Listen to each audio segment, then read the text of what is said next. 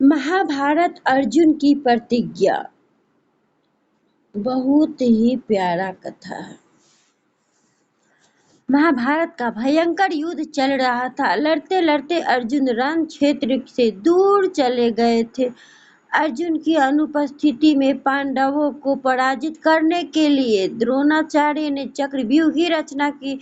अर्जुन पुत्र अभिमन्यु चक्रव्यूह भेदने के लिए उसमें घुस गया। उसने कुशलतापूर्वक चक्रव्यूह में 6 चरण भेद लिए, लेकिन 7वें चरण में उसे दुर्योधन, जयद्रथ आदि 7 महारथियों ने घेर लिया और उस पर टूट पड़े। जयद्रथ के पीछे से निहत्थे अभिमन्यु पर जोरदार प्रहार किया। वह वार इतना तीव्र था कि अभिमन्यु उसे सहन नहीं कर सका और वीर गति को प्राप्त हो गया। अभिमन्यु की मृत्यु का समाचार सुनकर अर्जुन क्रोध से पागल हो उठा। उसने प्रतिज्ञा की कि यदि अगले दिन सूर्यास्त से पहले उसने जयद्रथ को वध नहीं किया तो वह आत्मदाह कर लेगा। जयद्रथ भयभीत होकर दुर्योधन के पास पहुंचा और अर्जुन की प्रतिज्ञा के बारे में बताया। दुर्योधन उसका भय से दूर करते हुए बोला, चिंता मत करो मित्र, मैं और सारी कौरव सेना तुम्हारे रक्षा करेंगे।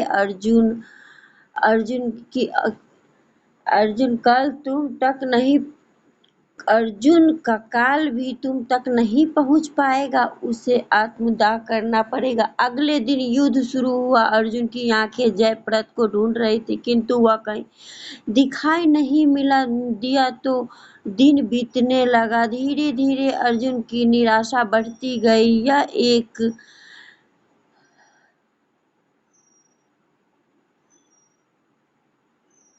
यह ऐसा श्री कृष्ण बोले, पार्थ, समय बीत रहा है और कौरव सेना ने जयद्रथ को रक्षा कवच में घेर रखा है। अतः तुम शीघ्रता से कौरव सेना को संहार करते हुए आगे लक्ष्य की ओर बढ़ो। यह सुनकर अर्जुन का उत्साह बढ़ा और वह जोर से लड़ने लगे, लेकिन जयद्रथ तक पहुंचना मुश्किल था। संध्या होने वाली थी। तब श्री कृष्ण ने अपनी माया फैला दी। उसने फलस्वरूप सूर्य बादलों में छिप गया और संध्या का भ्रम उत्पन्न हो गया। संध्या हो गई और चारों तरफ अंधेरा हो गया।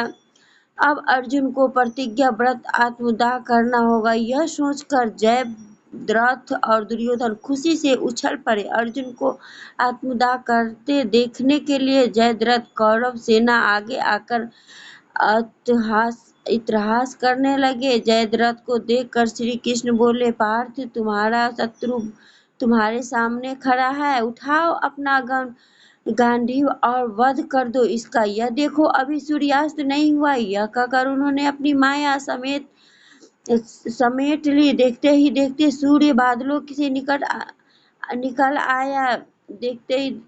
आया। आपकी दृष्टि आसमान की ओर उठ गई। सूर्य अभी भी चमक रहा था। यह देख जयद्रथ और दुर्योधन के पैरों तले जमीन खिसक गई। जयद्रथ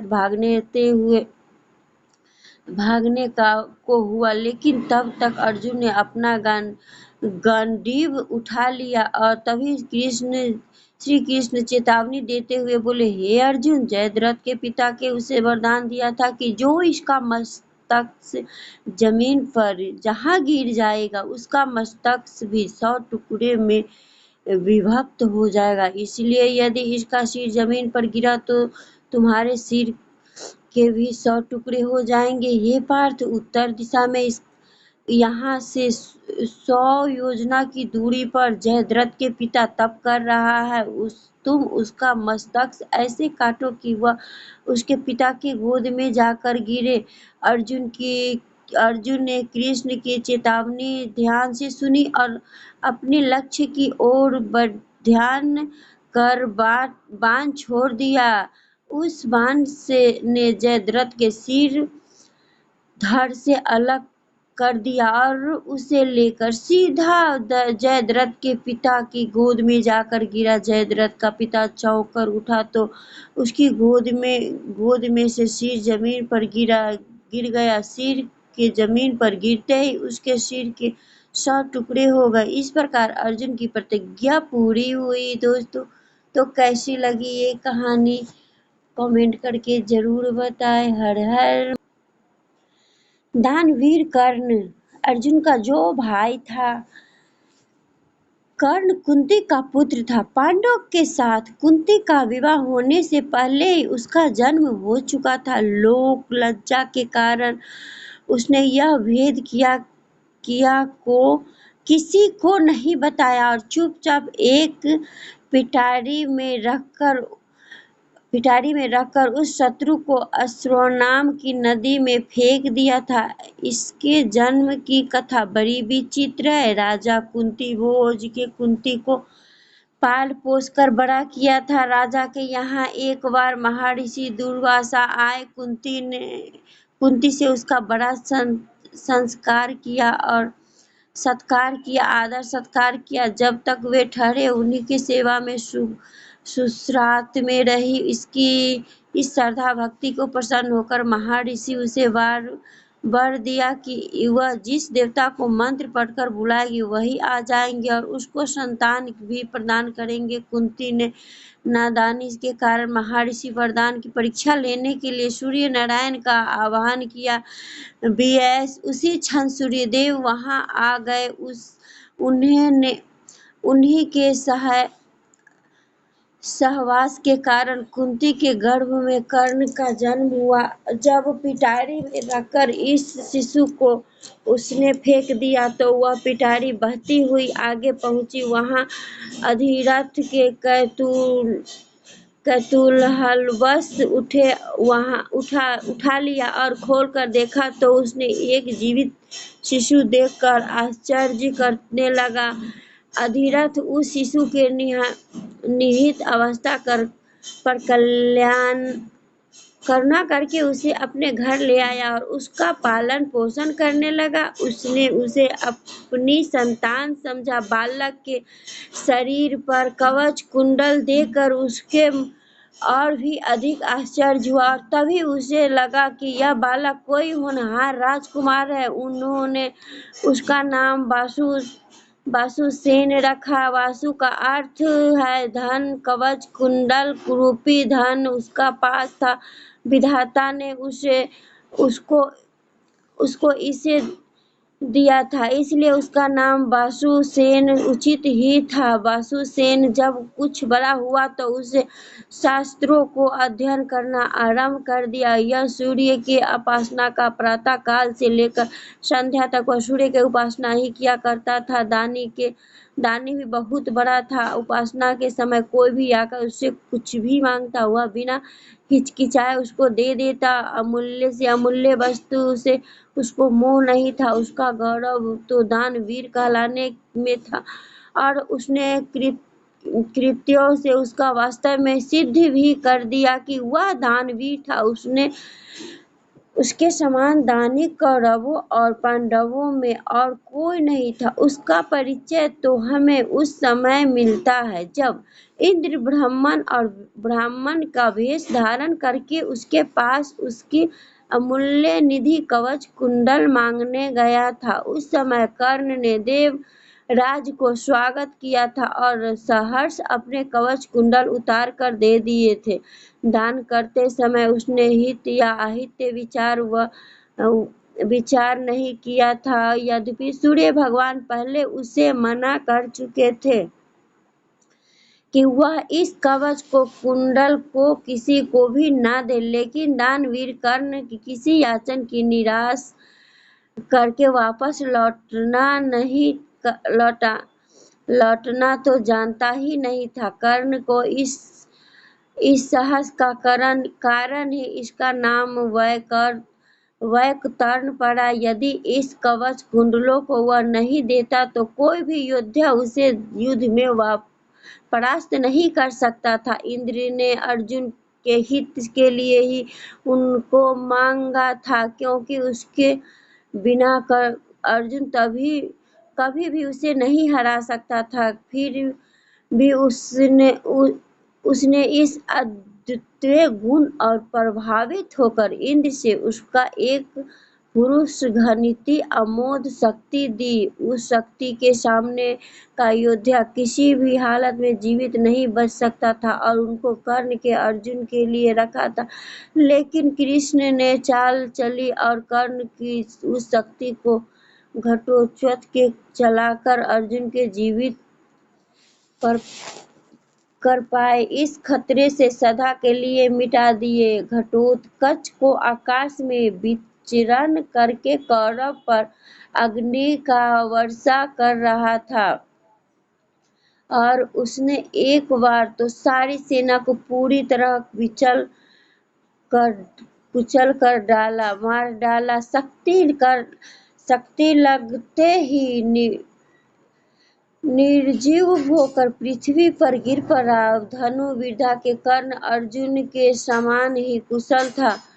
एक बार जब महाराज धृतराष्ट्र की आज्ञा से कौरव पांडवों की अस्त्र शिक्षा की परीक्षा के लिए समारोह किया गया तो अर्जुन ने अपने अस्त्र शिक्षा के कौरव से सबको चकित कर दिया। उसने ऐसी क्रियाएं कर दिखाई कि किसी को योद्धा की हिम्मत नहीं होती थी कि उसका जवाब दे सके। एक विशेष की तरह कौरव दिखाकर वह प्रशंसा लूट रहा था। दुर्योधन उस समय अस्त भ्रस्त होकर चुपचाप बैठा था। अर्जुन का कौशल दिखाना उसे समर्थ वे भी नहीं था। उसी समय कर्ण वहां आ पहुंचा और उसने मैदान में आकर अर्जुन को ललकारा, अर्जुन, जिस कौशल के बल पर तू यहाँ सबको चकित कर रहा है और सभी से प्रशंसा लूट रहा है, उसे मैं भी करके दिखा सकता हूँ। यह कहकर उसने धनुष की बाण चलाकर वही सब कुछ कर दिखाया जो अर्जुन ने किया था। चारों ओर कर्ण की जय जयकार होने लगी। दुर्योधन का चेहरा अर्जुन के प्रति द्वेष से देखकर खिल उठा। उसने उसे हृदय से लगा लिया। उसने उसे अर्जुन के साथ युद्ध करने की प्रेरित किया। दुर्योधन की बात मानकर उसने अर्जुन को इसके लिए चुनौती दी। अर्जुन द्वंद्व युद्ध के लिए तैयार हो गया। अब झगड़ा बढ़ने की आशंका थी, इसलिए कृपाचार्य के बीच हस्तक्षेप करते हुए कहा कि राजकुमार के साथ राजकुमार का ही द्वंद्व युद्ध हो सकता है। चूंकि कर्ण सूत के द्वारा पाले हुए, इसलिए उसके गोत्र कुल आदि का ठीक पता न होने के कारण इसको अर्जुन का द्वंद्व युद्ध करने का अधिकार नहीं है। बस यह ऐसी समस्या थी जिसकी कर्ण हल नहीं कर सकता था। वह हक्का बक्का सा अर्जुन का मुंह तारका रह गया। दुर्योधन को भी इससे धक्का लगा, क्योंकि कर्ण के द्वारा अर्जुन का मान चूर्ण करने की उसकी ही तो योजना थी। जब कर्ण इस दुविधा में पड़ा हुआ आगे अपने पैर नहीं बढ़ा सका तो दुर्योधन उसे राजाओं की श्रेणी के लाने के लिए अंग देश के राज्य दे दिया। राजा होने के नाते वह अब अर्जुन या अन्य किसी राजकुमार के साथ युद्ध कर सकता था। वह उसके लिए उतारू भी था। लेकिन संध्या होने के कारण यह वाद विवाद थम गई और अपने घर चले गए। बस फिर जीवन में से सदा ही कर्ण अर्जुन से प्रतिद्वंदी के रूप में मिला। अर्जुन से ही उसकी विशेष रूप की शत्रु थी। वह उसकी प्रसिद्धि को सह नहीं सकता। अनेक स्थलों पर वह अर्जुन के सामने आया, लेकिन अपना कुल गोत्र न बता सकने के कारण उसे सामने से हटना पड़ा। वह सूत पुत्र कहलाता था, क्योंकि सूत ने ही उसको पाला था। इसी कारण द्रौपदी के स्वयंवर में भी घूमती मछली की आंखों में बेधने की सामर्थ्य रखते हुए उसको अवसर नहीं दिया गया। स्वयंवर द्रौपदी ने ही सूत पुत्र कहकर उसका अपमान किया था और उसकी पत्नी बनने से इनकार कर दिया था।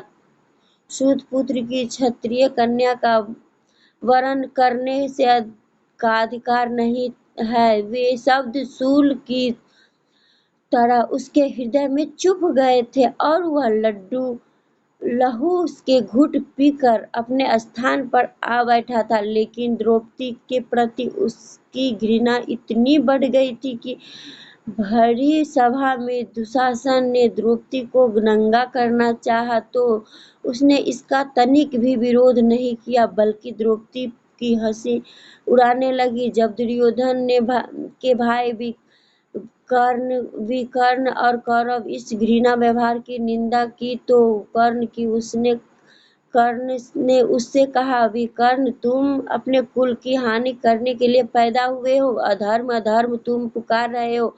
द्रौपदी के साथ जो भी व्यवहार किया जा रहा है वह ठीक है। बस दासी और दासी के ऊपर स्वामी का पूरा अधिकार होता है। यह कहकर उसने द्रौपदी के द्वारा किए गए अपमान को बदला चुकाया था। उस समय उसका हृदय पत्थर की तरह कठोर हो गया था। जैसे भी बन पड़ा उसका द्रौपदी के अपमान किया, उसे 5 पुरुषों के व्यभिचारिणी चिरनित स्त्री कहा और हर तरह से उसकी धिक्कारा। उस समय प्रतिशोध की आग में जलते हुए उसने अनुचित का विचार बिल्कुल छोड़ दिया। द्रौपदी की नंगा देखने और दिखाने की उसकी इच्छा थी।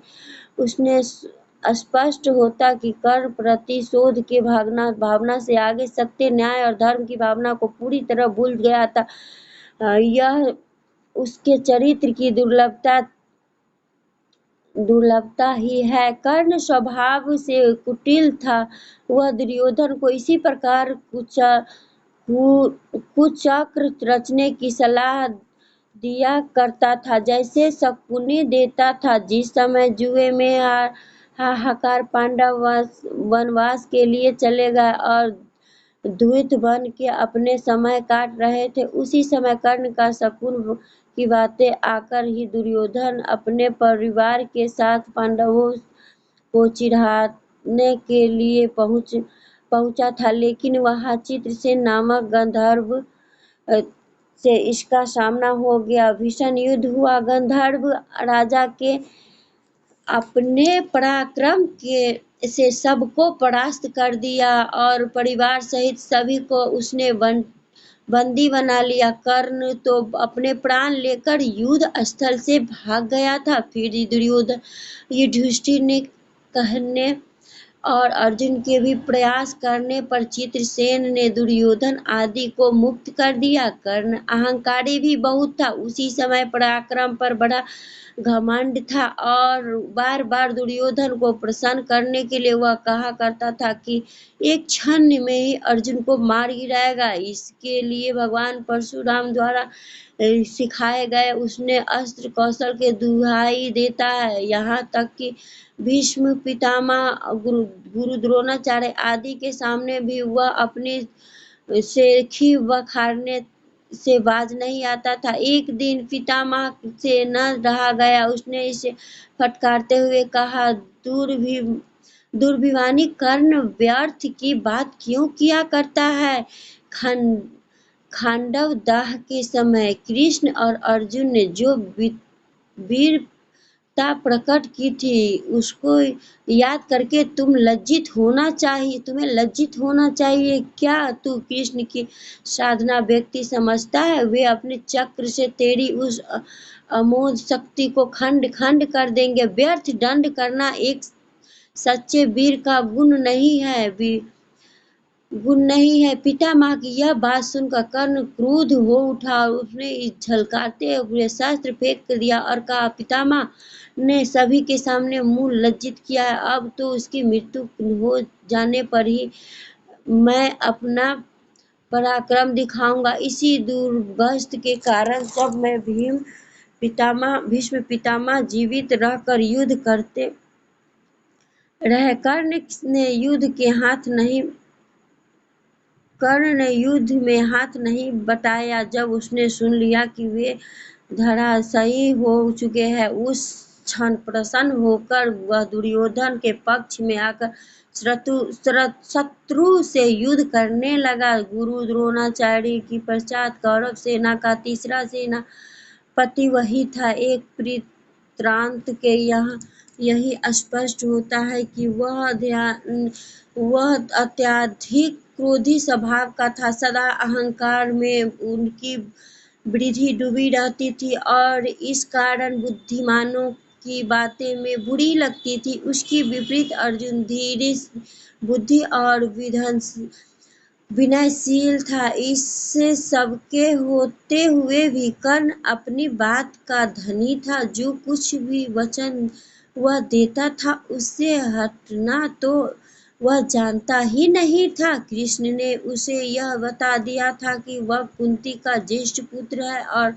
साथ में उन्होंने उसके पांडव की ओर मिल जाने का आग्रह भी दिया। लेकिन सब कुछ सुनकर भी उसने दुर्योधन के साथ विश्वासघात करना उचित नहीं समझा। कृष्ण ने कहा कि कर्ण भाइयों के विरुद्ध लड़कर उसको मारने की कामना करना पाप है, इसलिए तुम कौरवों के साथ छोड़कर पांडवों के पक्ष में ले लो।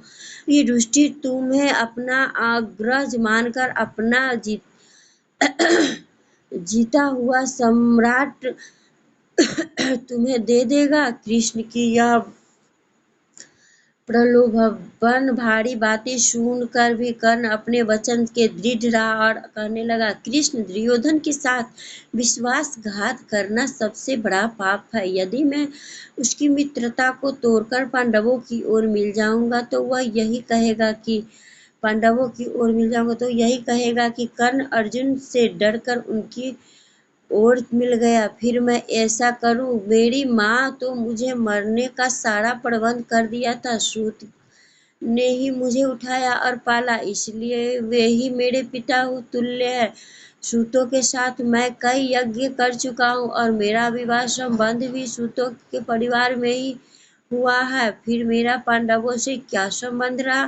धृतराष्ट्र के घबराने में ही दुर्योधन के आश्रित मैं रहा हूँ और 13 वर्ष तक मैंने उसी का दिया हुआ राज्य किया। फिर कैसे उन्हीं के साथ विश्वासघात कर सकता? दुर्योधन को मेरे ऊपर पूरा विश्वास है। मेरे कहने से ही वो तो उन्हें इस युद्ध को मोल लिया और अर्जुन प्रतिद्वंद के रूप में दुर्योधन की आशाएं मेरे ऊपर से ही तो लगी हुई है। अब इस परिस्थिति में अपने अस्त्रदाता और मित्र दुर्योधन को छोड़कर मैं कभी पांडव के पक्ष में नहीं जा सकता। फिर यदि एक बार मिल भी गया तो दुर्योधन जो राज्य मुझे देगा उसे अपने वचन के अनुसार मुझे दुर्योधन को देना होगा। इससे तो पांडव का सारा प्रयत्न निष्फल हो गया। यह सभी कुछ सोच विचार में निश्चय पूर्वक कहता हूँ कि मैं मित्र दुर्योधन के साथ छोड़ और किसी पक्ष में नहीं मिल सकता, लेकिन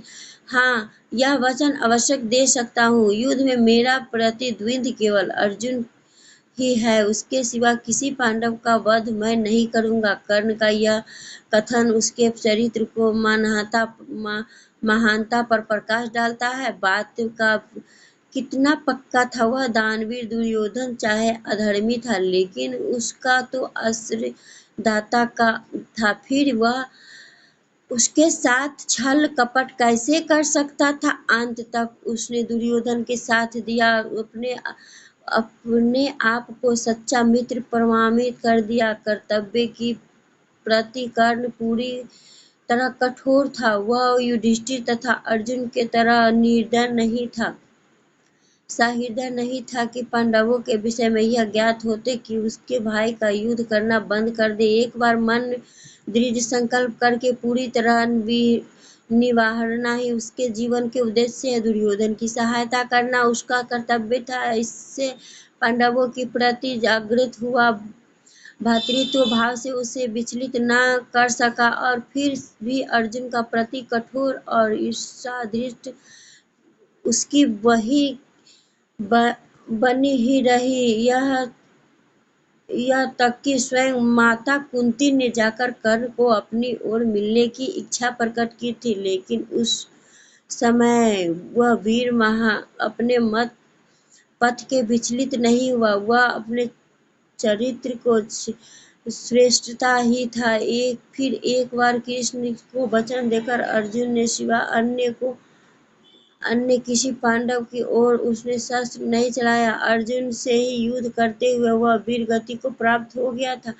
महाभारत युद्ध भी उसकी वीरता देखकर स्वयं श्री कृष्ण उसकी प्रशंसा करने लगे थे। कितनी ही वह अर्जुन के रथ को पीछे हटा देता था, तब तक वह सेनापति रहा।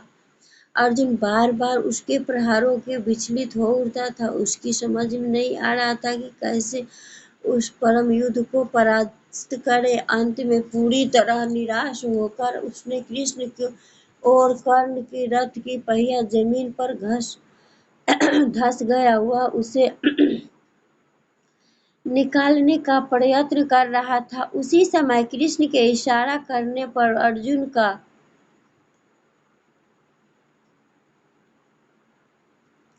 ने अन्य का आश्रय देकर उसका वध किया। नहीं तो वह वीर गति को मरना बहुत कठिन था। फिर यदि उसके हाथ में इंद्र का मोह शक्ति होता तो उसके कोई भी पराजित नहीं कर सकता था और निश्चित ही वह अर्जुन का वध करके विजय शंख फूंक देता। लेकिन विधाता को यही गति अमोघ शक्ति और पहले ही घटोत्कच चला चुका था। अब उसके पास विशेष अस्त्र कोई नहीं था। फिर भी बड़ी कठिनाइयों से अर्जुन उसे मार पाया था। महाभारत में जहाँ भी उसके पराक्रम का वर्णन आया है, वहाँ अर्जुन के बार बार ही उसको पराक्रमी माना गया है और भी वह इतना ही पराक्रमी था। कर्ण के पराक्रम में धब्बा लगने वाली एक बात यह थी कि कपटी भी था। वह सदा सत्य और न्याय का ही आश्रय नहीं लेता था। उसके अन्य राजकुमार अभिमन्यु का चक्रव्यूह के भीतर औरों के साथ मिलकर वध किया।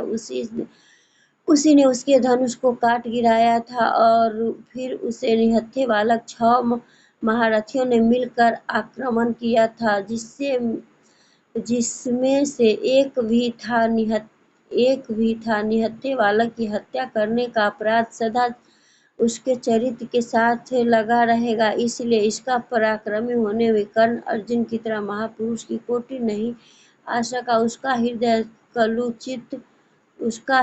कलुषित था। इस तरह कर्ण के चरित्र की दृष्टिपात करने से मालूम होता था कि वह किसी दृष्टि से महान था और अपने किसी व्यवहारों के कारण पतित भी था। उसकी महानता उसके दानवीर होने में है, उसके दृढ़ संकल्प होने में है, उसके सामने मित्र और आश्रयदाता के विश्वास पात्र होने में है। लेकिन छल और कपट व्यवहार, व्यर्थ का दंड और क्रोध उसके चरित्र को गरिमा को कम करते हैं। यह इतना पराक्रमी था कि उसके मरते ही दुर्योधन का सारा धैर्य टूट गया और अब वह अपनी पराजय की आशंका निश्चित करने लगी। और वही हुआ कि कर्ण की मृत्यु पश्चात कौरव का ऐसा विनाश हो गया। स्वयं दुर्योधन भी भीम द्वारा मारे डाला गया। युद्ध में पांडवों को विजय प्राप्त हुई। तो ये थी अभिमन्यु और पांडवों की कहानी। तो कैसी लगी दोस्तों? हर हर महादेव कमेंट करके जरूर बताएं। लाइक करें, मेरे चैनल को सब्सक्राइब करें। हर हर